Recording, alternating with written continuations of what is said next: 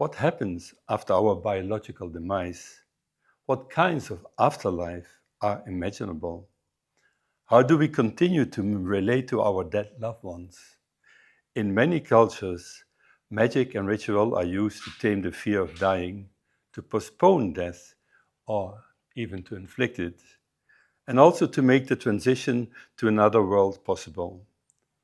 Magic and ritual are also used to talk with, implore, or even summon the spirits of the dead, to provide help and guidance in the present. The image you see here is the skull of an ancestor collected in Manus, Papua New Guinea in 1932 by the Swiss anthropologist Alfred Bühler. He was from Basel, and this skull is now kept in the storerooms of the Museum der Kulturen in Basel. I show it because much of my own research on death rituals has been focused on Manus, on this region. There's a growing concern that people in Western secularized societies have fewer places to commemorate and relate to their dead, since the traditional church venues are losing their appeal. Here you see a recent one, but they're getting less and less popular.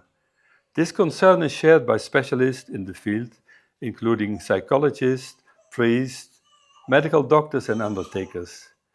For the past 10 years, I have been studying how people in different cultures deal with the enigma of death and how their practices are changing. Simultaneously, I've been experimenting with different ways to share this knowledge with wider audiences, to involve not only their intellect, but also their emotions. I believe that this has a much greater chance for the knowledge to stick and to have a lasting impact on the public.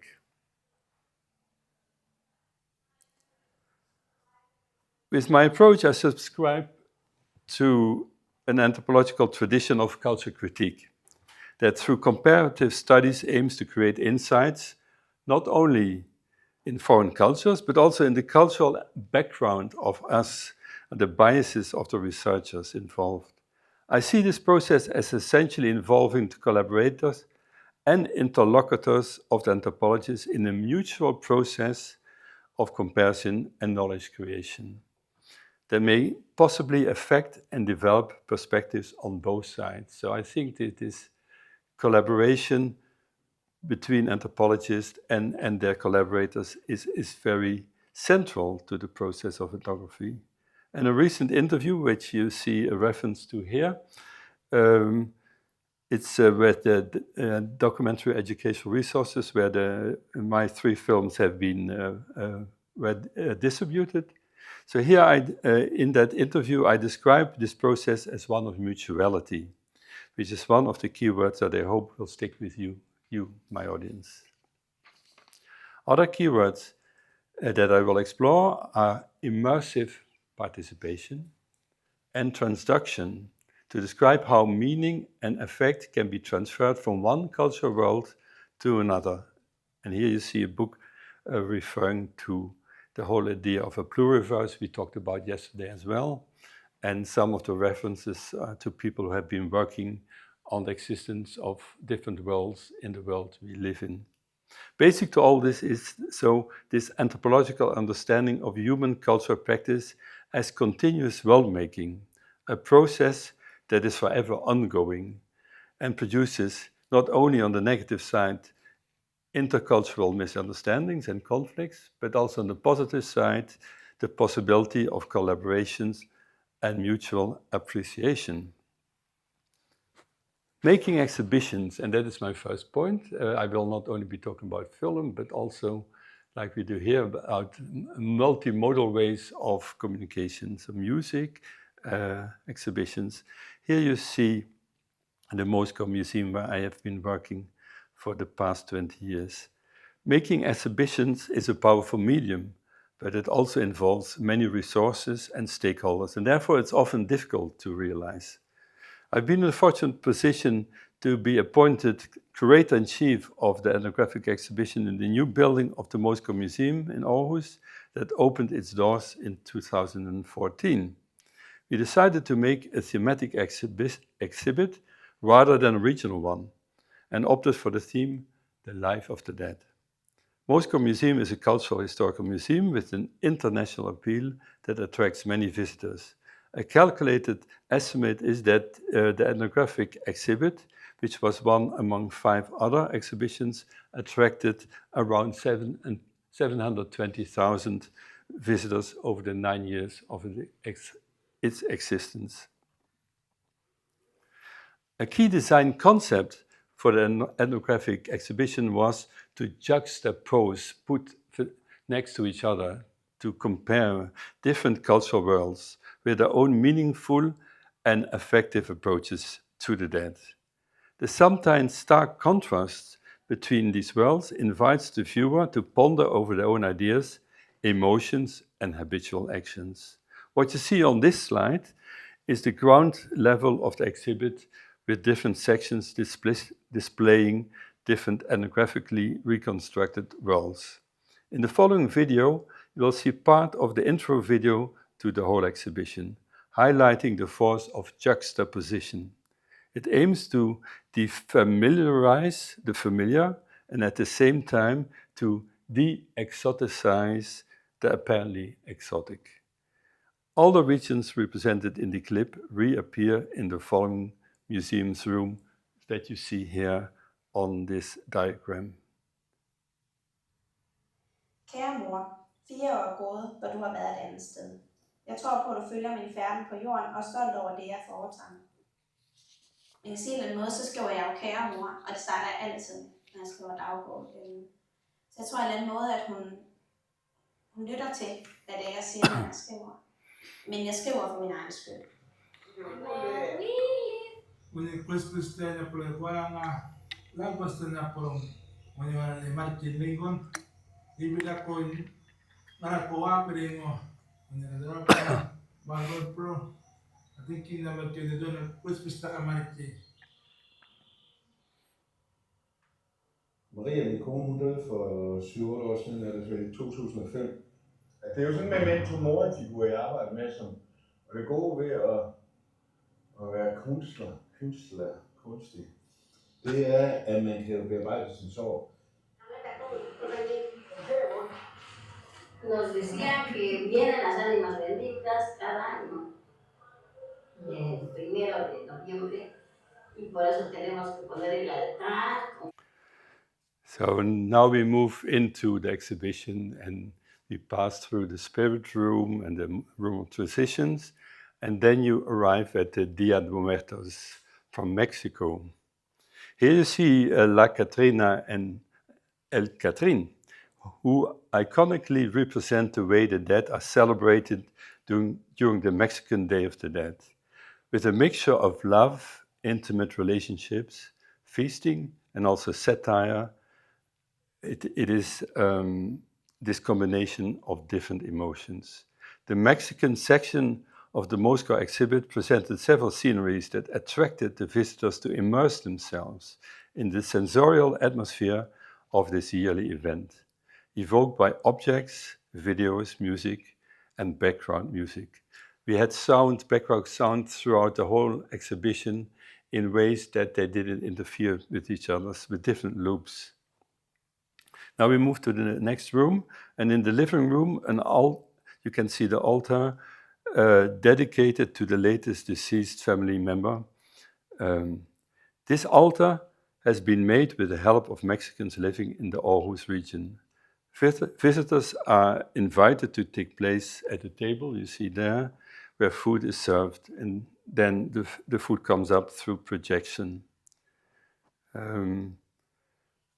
Via a street with stalls that offer market products that can be touched, the museum visitor reaches a plaza decorated with murals that you can see here.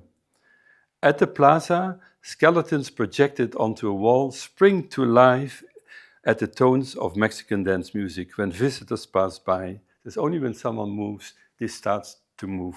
And then, as you see here, the visitors are then inspired to make moves that are imitated by the skeletons. During the Dia de Muertos, the boundary between the worlds of the dead and the world of the living is somehow dissolved. The dead indulge in earthly delights, while the living confront their own mortality, surrounded by skeletons in all shapes and sizes as they dance and celebrate in the streets.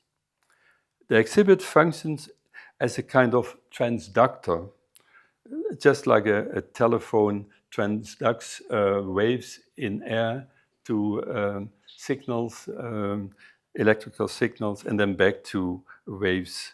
So this is a transductor transferring emotions, images, relations, and aesthetics from its original place in Oaxaca in Mexico via an artificial assemblage, which you have seen parts of in the museum, to the visitors who get seduced to participate.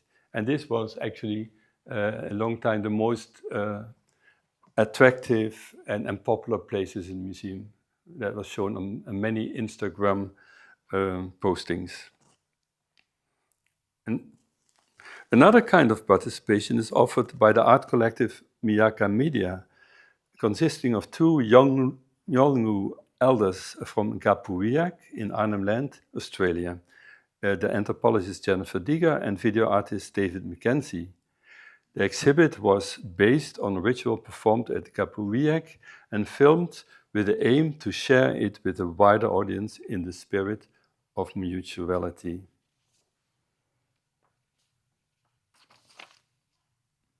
Coming down the stairs, the visitors meet the two Yolngu elders, Paul Gurumurui and Fiona Yangatu, on a big screen, who invite them to share in the event. They say something like this: "Come and experience our Christmas rituals.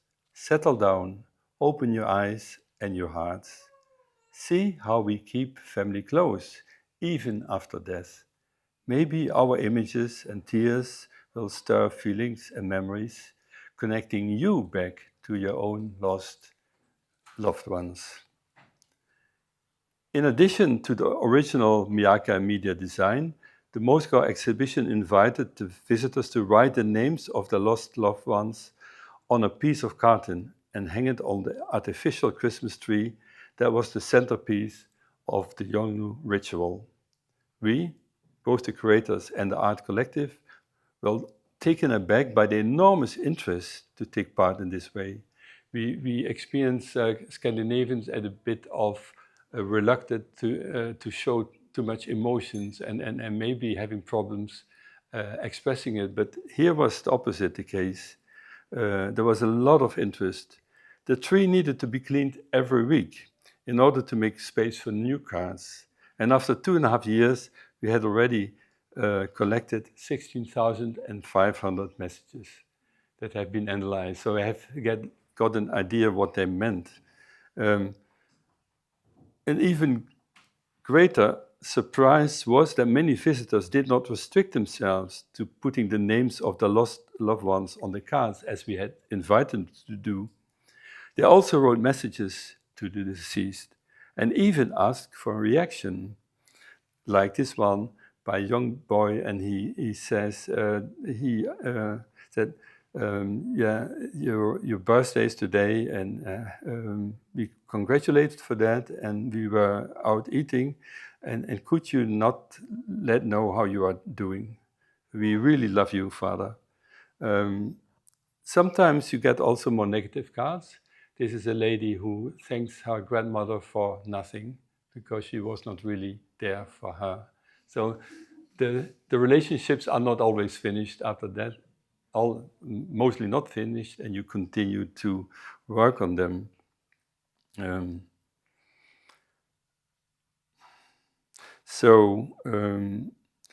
Inspired by the effective power of the Yolngu ritual, transductively mediated by the exhibit, and probably also driven by the lack of platforms to reach out to the dead, a truly new ritual emerged within the confines of the secular cultural historical museum at Moscow. The ethnographic magic had worked its magic. And actually it has been imitated in a more religious space, in a church, a cathedral in Copenhagen, where they liked the idea so much that they asked us whether they could borrow the design, and we were happy to please. Now I continue with examples of film. Film can also work as a magical medium to open other worlds of relating to the dead. Together, Christian Soer, a filmmaker and former student, Stefan Delsko, another student, and lately also Gary Kildea, an Australian filmmaker, I have produced 3 films about my fieldwork on Balwan Island in Papua New Guinea, spanning a period from 2004 to 2023. These films show how my participative mode of ethnography has encouraged my collaborators to open up for the camera and allow for unique insights in their life worlds. The films have been successful in international festival circuit, winning several prizes, and have been widely used in teaching. In addition, the first one, God is Dead, and I have some DVDs here for free one, if you want them. But that one was so popular that it was screened weekly for several months on national television in Papua New Guinea. Today I will present some clips from our last film, On Behalf of the Living, which was finished in 2023 and from this year is available through DER in USA. The central aim of this film is to explore the world of the spirits of the dead, as this is lived and experienced by Balwan Islanders. In order to avoid exoticizing Balwan beliefs and practices, I start the film with a meeting with my own parents in Maastricht, the Netherlands, asking them the same questions I will later ask on Balwan. I also introduce them to my plans for the fieldwork. Next, I arrive on Balwan and meet with my adoptive family, whom I have known and interacted with for 30 years. The juxtaposition of the two families shows the universality of the questions addressed. It also reveals the striking diversity of individual opinions, as well as the global impact of organized religious denominations. I will now screen part of the beginning of the film, in which this intercultural framework based on family connections across cultures is laid out. And remember, the film starts with this coffin, and that is actually the coffin of my dear father, who died in the process of making the film. But here is the film. The filmmaker is clearly included as an agent, not only as an investigating anthropologist asking questions, but equally so as a family member participating in family discussions and rituals. This opens a common quest for understanding, which requires mutual trust and accept of differences. This approach is extended to include the other filmmaker, Christian Soer, whom you see here. But mostly he is behind the camera. But he also gets drawn into discussions, especially between the two filmmakers themselves, thus revealing their differences. Pointing the camera towards each other, Christian and I discuss and challenge each other about how to interpret what is happening and how to go about filming. A climax in the film's narrative occurs when my adopted sisters and I reach out to the spirit of Ngatsalan. My adoptive father is my adoptive father, through a medium who is able to hear the voice of the spirits. During the séance, we learned that there is an unspoken matter of tension between two of my adopted sisters. In the following mediation session within the family and without the medium, we discovered that the cause of the tension between the two sisters, which started out with miscommunication about the borrowed petrol, but led in worrying speculations about neglect and refusal to share resources. The mediation ends with a heartfelt reconciliation between the siblings. After this happy reconciliation, we all reflect on what happened during the séance. Although all my adoptive siblings at different times had expressed their belief in the existence of the spirits of the dead, it is surprising how differently they interpreted the happenings in the night before, which depended, at least in part, on their church membership. On Balwan, there are 5 denominations present, and my Balwan siblings belong to 3 different ones of those denominations. I, for my part, appreciated that the common acceptance of the existence of the spirit of Ngatsalan, in whatever form, contributed to how the suspicions underlying the tacit conflict came out into the open and were finally resolved. Something come up aste, you play to look sim papa kam, na you play to, sem lo feelings from me, me no believe what sem papa is that. Me no looking him no hide from me. So awesome. Maybe where say kisim or got present, long kisim or message. Talking to me or say Mr. one time. Now me believe long on him. He got souls long in him sabi and me go na sinati me gabi ani me. So any mark long so was me to blind looking mas straighting. Starting na me long me to blind na problem mas start long way. This plan not to Mr. Blomin. Any believe in Bible and Bible alone. So we can believe what well Bible and we forgetting now communicate with them on our spirit. Ocean na minasta. Als je me boom and you may go in, we feel awesome any start because you me walk something don't thinking go in. Then too every start inside this activity. Apart from the main story focusing on my adoptive family, the film presents a number of sub-stories displaying the religious diversity on the island, which leads to quite different rituals and underlying tenets of belief. But in spite of this diversity, their ancestors appear to be a pervasive substrate of meaning-giving, an effect that colors the particular cultural worlds Balwan Islands live in and maintain. In addition, the comparison with the filmmaker's own experiences and opinions and those of my Dutch siblings evokes a general sphere of belief, as well as speculation, in which the communion with Jesus Christ in the Catholic Mass, which is also one of the scenes, and the communion with Ngatsalan spirits in the seance are but variations of the same urge to engage the supernatural, and quoting here, on behalf of the living, which is also the title of the film. Thus, the film brings the exotic home and confronts us with the enigma of death